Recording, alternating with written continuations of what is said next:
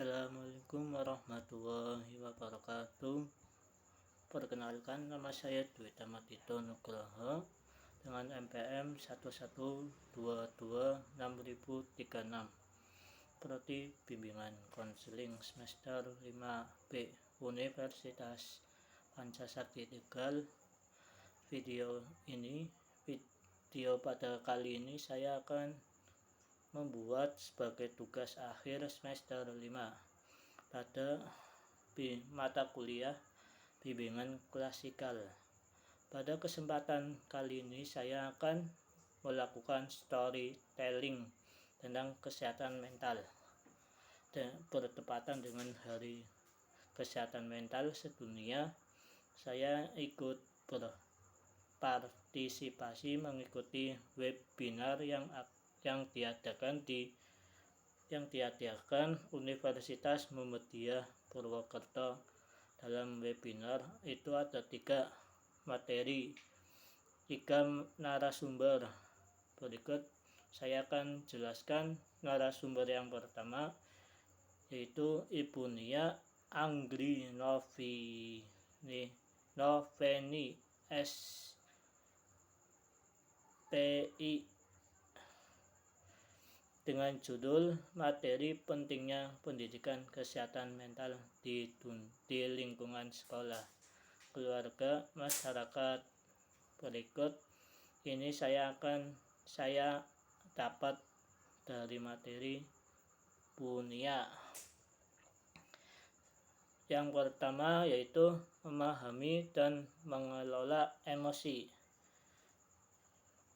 Selain mengenal emosi, penting untuk mengidentifikasi pemicu emosi negatif dan mempraktikkan teknik relaksasi seperti pernapasan dalam atau mediasi.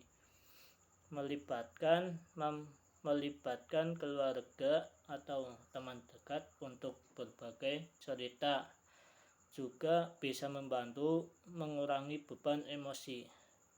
Yang kedua yaitu sejarah kesehatan mental. Perkembangan kesehatan mental tidak terlepas dari kontribusi tokoh-tokoh psikologi seperti Sigmund Freud dan Carl Rogers. Sejarah ini mengajarkan kita pentingnya pendekatan yang manusiawi dan berbasis empati dalam mengenai gangguan kesehatan mental. Yang ketiga yaitu pentingnya literasi kesehatan mental. Literasi kesehatan mental juga membantu kita memahami cara pencegahan seperti menjaga gaya hidup sehat, tidur yang cukup, dan interaksi sosial yang bermakna. Ini semua adalah bagian dari menjaga kesehatan mental. Yang keempat yaitu membentuk pola pikir positif. Berpikir positif bukan berarti mengabaikan masalah, tetapi melihat peluang di setiap tantangan. Teknik seperti journaling atau membuat daftar rasa syukur dapat membantu membangun kebiasaan berpikir positif.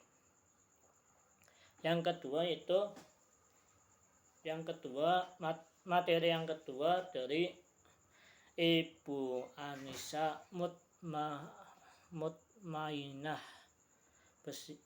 dengan judul menjamin akses informasi kesehatan mental yang tepat, langkah menuju kesadaran. Berikut yang saya dapat dari materi Ibu Anissa. Yang pertama itu, apa itu kesehatan mental? Kesehatan mental juga mencangkup kemampuan seseorang untuk bangkit dari kegagalan atau menghadapi tantangan hidup dengan resilient. Semakin baik kesehatan mental kita, semakin kita mampu menghadapi tekanan hidup. Yang kedua yaitu manfaat era digital.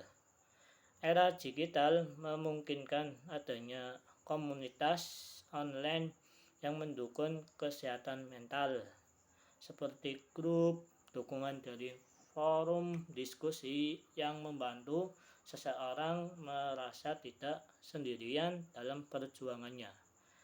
Yang ketiga yaitu tantangan di era digital. Overload informasi dapat membuat kita merasa cemas atau bingung. Oleh karena itu, penting untuk memprioritaskan waktu offline agar tidak terlalu tergantung pada teknologi. Yang keempat yaitu tips memilah informasi. Gunakan fitur bookmark untuk menyimpan artikel atau konten yang relevan dan jadikan waktu membaca sebagai momen untuk belajar, bukan hanya konsumsi pasif. Yang selanjutnya itu materi terakhir, ya, materi ketiga dari Ibu Zahra Muhammad dengan judul Edukasi Kesehatan Mental di Era Digital. Pemanfaatan media massa untuk informasi yang akurat. Berikut yang saya dapat dari materi Ibu Zahra. Yang pertama itu kesehatan mental di era digital. Selain resiko seperti cyberbullying, era digital juga mempengaruhi cara kita bersosialisasi. Ketergantungan pada media sosial bisa mengurangi interaksi langsung yang penting untuk kesehatan mental. Yang kedua yaitu dampak media sosial. Media sosial yang digunakan secara berlebihan dapat menciptakan perasaan isolasi. Oleh karena itu, penting untuk menetapkan batasan seperti tidak menggunakan media sosial sebelum tidur. Yang ketiga yaitu tips menjaga kesehatan mental di dunia digital. Yang pertama itu jadwalkan waktu bebas gadget, misalnya di pagi hari sebelum mulai aktivitas. Yang kedua itu ciptakan ruang digital yang positif dengan mengikuti yang menginspirasi atau mendukung kesehatan mental. Yang keempat yaitu pentingnya edukasi yang kredibel.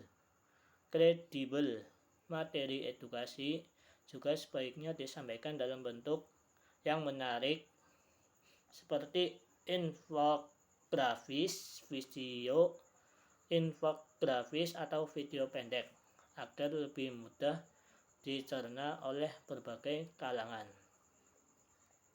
Sekian storytelling dari saya. Kurang lebihnya saya mohon maaf. Wassalamualaikum warahmatullahi wabarakatuh.